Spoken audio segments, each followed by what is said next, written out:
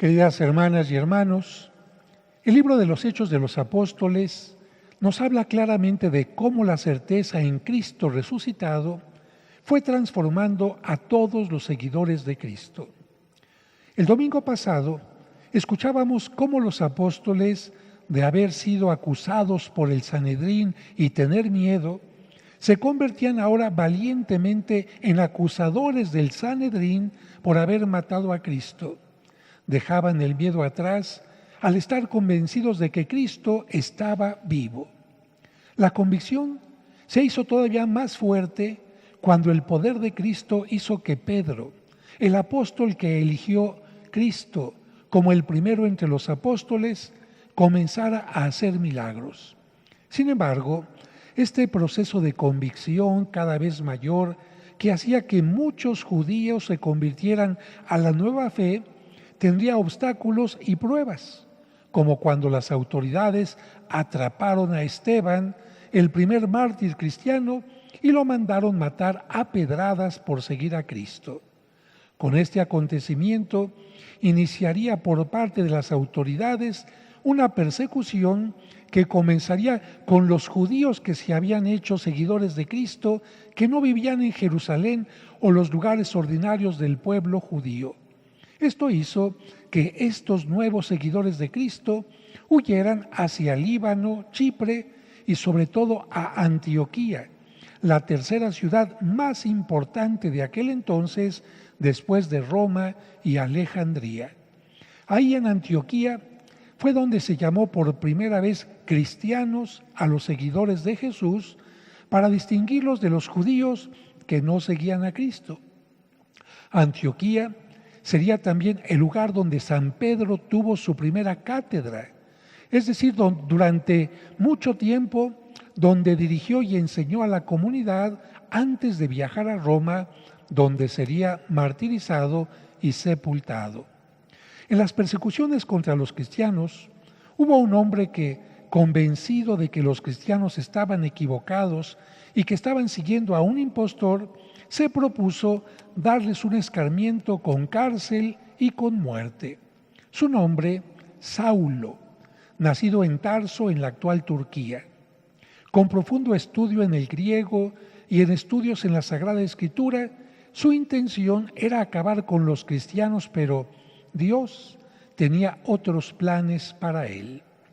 Dios aprovecharía su tenacidad, su gran fe, para convertirlo en uno de los principales predicadores y difusores del Evangelio. Para ello, Cristo se le apareció en el camino a Damasco y transformó su vida. Claro que al inicio los cristianos le tenían miedo por la fama de perseguidor que tenía, pero gracias a Bernabé, que fungió como intermediario, pronto fue no solo aceptado por la comunidad de creyentes, sino también por los apóstoles, e incluso, como escuchamos en la lectura, también fue protegido para que los judíos que querían matarlo no pudieran hacerlo. También el libro de los Hechos de los Apóstoles nos menciona que Pedro comenzó a bautizar a personas que no eran judías y esto provocó cierta admiración e incluso rechazo de algunos que no comprendían que la salvación traída por Cristo no era únicamente para los judíos, sino para todos. Recordamos que inicialmente muchos de los creyentes pensaban que la salvación era únicamente para el pueblo judío, los judíos que se convirtieran a Cristo, pero esto no era así. Cristo había venido a predicar de una manera más abierta la salvación. Bajo estas circunstancias, la persecución, la discusión sobre si Pablo era amigo o enemigo, la discusión si también serían aceptados los no judíos como parte de la iglesia, era muy posible que se propiciara la división. Afortunadamente, las palabras de Cristo, que había invitado siempre a la unidad, y el reconocimiento de la autoridad de Pedro y los apóstoles mantuvieron la unidad en tiempos difíciles. En este tiempo, nuevamente nos encontramos con situaciones que propician la desunión, Pero si nos mantenemos unidos a Cristo y seguimos la autoridad auténtica del sucesor de San Pedro, el Papa, tendremos la unidad. Sabiendo esto, los enemigos de la Iglesia o los que prefieren seguir sus intereses personales atacan fuertemente al Papa para así obtener los beneficios que su egoísmo desea, sabiendo que el refrán divide y vencerás siempre se cumple. Pidamos a Dios para que no solo como Iglesia, sino como país, evitemos la división y no permitamos que nadie, ni líderes religiosos, económicos o políticos, nos dividan en clases o grupos en su favor, aceptando a unos y discriminando a otros, trabajando en favor de unos y despreciando a otros, porque ese no es el lenguaje del Evangelio. Que Cristo sea nuestro punto de unión y no el maligno, nuestro punto de desunión o separación. Que nuestra fidelidad a el sucesor de Pedro, el Papa, nos mantenga unidos. Que Cristo una a las familias, que Cristo una a las parejas, que Cristo una a los amigos, que Cristo una a los ciudadanos y a todas las personas en el mundo por la fuerza más importante que puede existir, que es el amor. Y ahora, la homilía para los más pequeñitos que también siguen esta transmisión. El cuento se llama Las ramas de naranjo.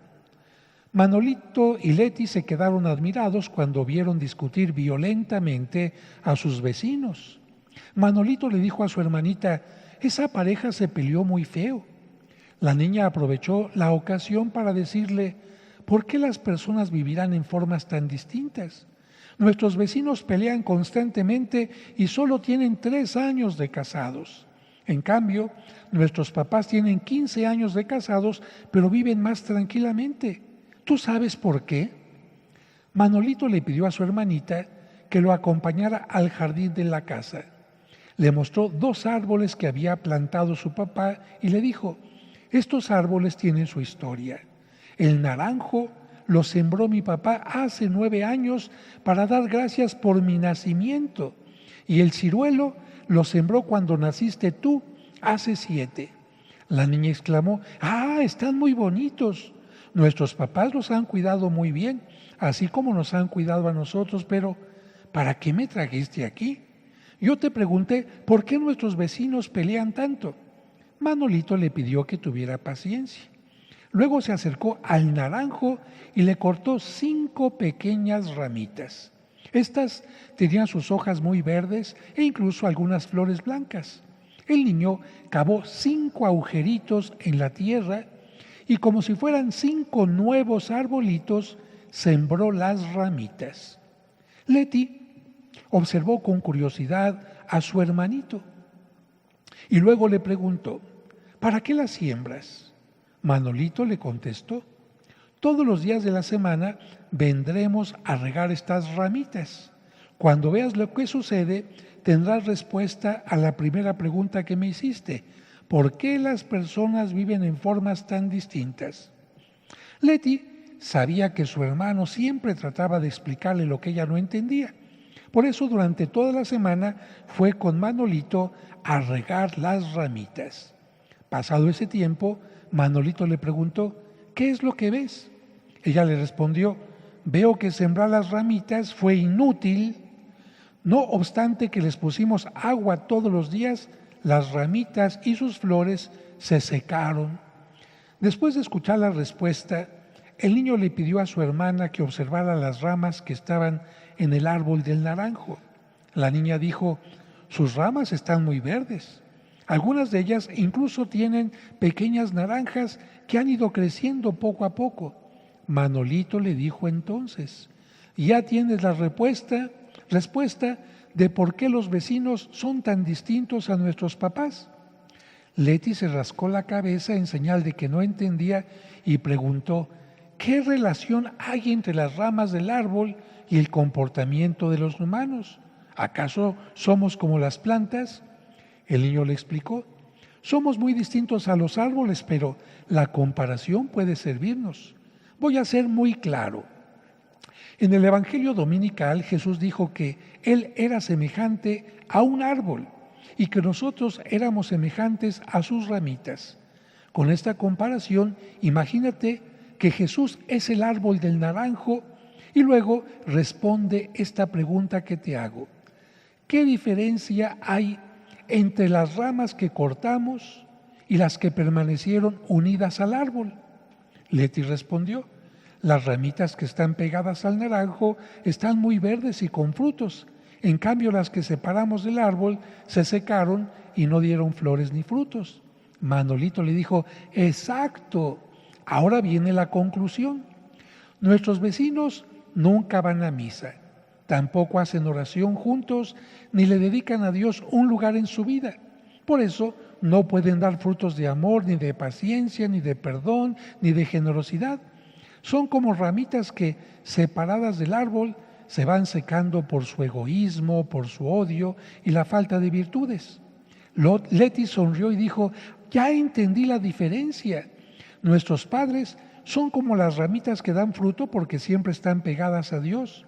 No van todos los días a misa, pero siempre viven de acuerdo con lo que Dios nos pide. Yo he visto a mi papá hacer oración cuando está triste, enojado o cuando tiene problemas. Le pide a Dios que le dé fuerza para salir adelante. Y cuando está enojado con mamá o con nosotros, pide paciencia. Por eso, nunca nos ofende cuando nos llama la atención, ni discute violentamente con mamá. Manolito se alegró de que su hermanita comprendiera las cosas y le dijo, mamá también está unida a Dios. Por eso, nuestros padres nos han enseñado a hacer lo mismo. Así aprendimos a ser buenos hermanos. Discutimos por nuestras diferencias, pero no peleamos. Sabemos trabajar en equipo y ayudamos a quienes lo necesitan. Los dos hermanitos sonrieron y se dieron un abrazo. Y después dijeron, y lo más importante, todos los domingos acudimos siempre a la Santa Misa con nuestros padres para ser verdaderas ramitas.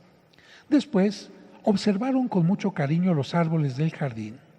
Mientras Manolito los regaba, Leti no aguantó la curiosidad y le preguntó, ¿Jesús dijo exactamente que él era como un árbol de naranjo? Y Manolito le respondió con una gran sonrisa, diciendo, bueno, no exactamente. Él dijo que era como la planta donde se dan las uvas, una vid, pero como en el jardín no tenemos esa planta, entonces adapté el Evangelio para que lo entendieras. Estoy seguro de que Jesús hubiera hecho eso contigo. Así que la conclusión es muy sencilla. ¿Queremos dar frutos como San Pablo, como San Pedro, como los primeros cristianos? Entonces, unámonos a Cristo en todo momento.